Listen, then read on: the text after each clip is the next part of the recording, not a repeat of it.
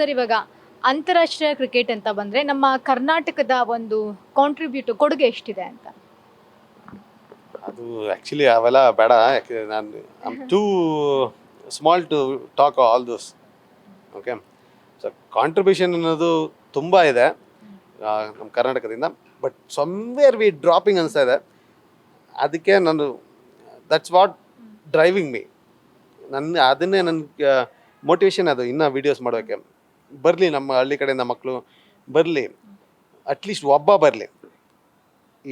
ಈ ವಿಡಿಯೋಗಳಿಂದ ಒಂದು India contribute ಮಾಡೋವಂಥದ್ದು 10 ಜನ ಬೇಡ, ಅಟ್ಲೀಸ್ಟ್ ಒಬ್ಬ ಬಂದ್ರೂ I am done my duty. ನನಗೆ ಕ್ರಿಕೆಟ್ ಆಕ್ಸಿಡೆಂಟ್ ಆಗಿ ಬಂದಿದ್ರು ಸೊ ನಾನು ಕ್ರಿಕೆಟ್ಗೆ ಏನೋ ಕೊಟ್ಟೆ. ಐ ಡೋಂಟ್ 100 ಪೀಪಲ್, ಅಟ್ಲೀಸ್ಟ್ ಒಬ್ಬ ಹಳ್ಳಿ ಕಡೆಯಿಂದ ಇಂಟರ್ನ್ಯಾಷನಲ್ ಅವ್ರಿಗೋ ಮುಂದೆ 10 ವರ್ಷದಲ್ಲಿ ಆಡಿದ್ರೆ ನನ್ನ ಕೆಲಸ, ನನ್ನ ಕ್ರಿಕೆಟ್ ಬಂದಿದ್ದು ನನ್ನ ಸಾರ್ಥಕ ಅಂತ ಒಂದು ಆ ಫೀಲ್ ಇರುತ್ತೆ. ಈಗ ದಿನಕ್ಕೆ ಎಷ್ಟೊತ್ತು ಪ್ರಾಕ್ಟೀಸ್ ಮಾಡಿದ್ರೆ ಒಳ್ಳೇದು ಅಂತ? Important question. Depends on every individual. If you are a fast bowler, what level your in.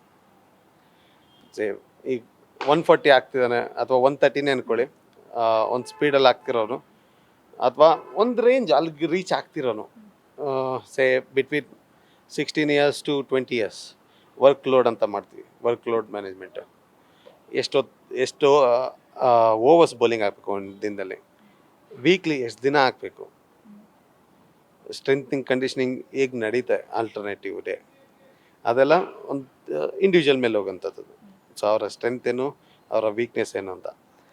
Again ಕ್ರಿಕೆಟ್ಗೆ ಬ್ಯಾಟಿಂಗ್ ಅಂತ ಬಂದಾಗ ನೋ ಟೈಮ್, ಎನಿ ಟೈಮ್ ನೀವು ಆಡಿದಷ್ಟು ಜಾಸ್ತಿ ಹೆಲ್ಪ್ ಆಗುತ್ತೆ. ಬಟ್ ಕರೆಕ್ಟಾಗಿ ಆಡಬೇಕಾಗತ್ತೆ. ಒಂದು ಮಾತಿದೆ, ಏನು, ಪ್ರಾಕ್ಟೀಸ್ ಮೇಕ್ಸ್ ಪರ್ಫೆಕ್ಟ್ ಅಂತಾರಲ್ಲ.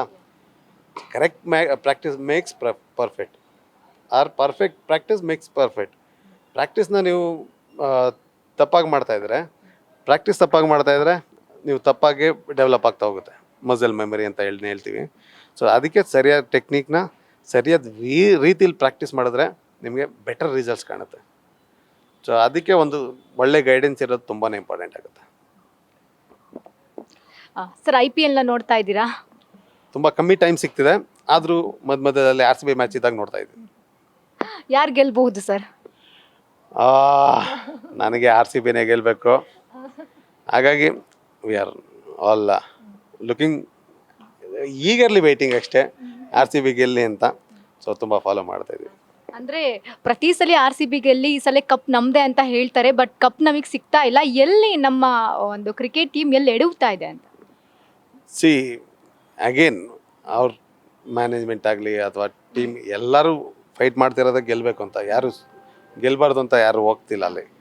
ಸಿ ಅಗೇನ್ ಕಾಂಬಿನೇಷನ್ ಹೇಗೆ ವರ್ಕ್ ಆಗುತ್ತೆ, ಕ್ರಿಕೆಟ್ ಅದು it teaches so many things. ಅದನ್ನು ನಾವು ಪ್ಲ್ಯಾನ್ ಮಾಡೋಕ್ಕೆ ಎಷ್ಟೋ ಜನ ಸ್ಕ್ರಿಪ್ಟ್ ಎಲ್ಲ ಅಂತ ಅಂದ್ಬಿಡ್ತಾರೆ. ಏನು ಸ್ಕ್ರಿಪ್ಟ್ ಮಾಡ್ಕೊಂಡು ಏನು ಬೌಲಿಂಗ್ ಮಾಡೋಕ್ಕಾಗುತ್ತೆ? ಸೊ ಹಾಗಾಗಿ ಗೆಲ್ಲಬೇಕು ಅಂತ ಅವರಲ್ಲೂ ಇರುತ್ತೆ. ಈ ಸರಿ ಒಳ್ಳೆ ಸ್ಟಾರ್ಟ್ ಸಿಕ್ಕಿದೆ.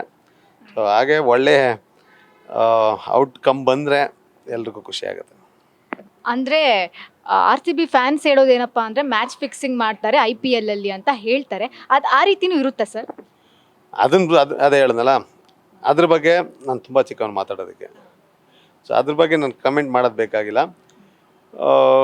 ಅದ್ರ ಫೋಕಸ್ಸು ನಮ್ಮದಲ್ಲ. ಆ್ಯಸ್ ಎ ಕೋಚ್ ನನಗೆ ನನ್ನ ಮಕ್ಳಿಗೆ ಏನು ಹೇಳ್ಕೊಡ್ಬೇಕು,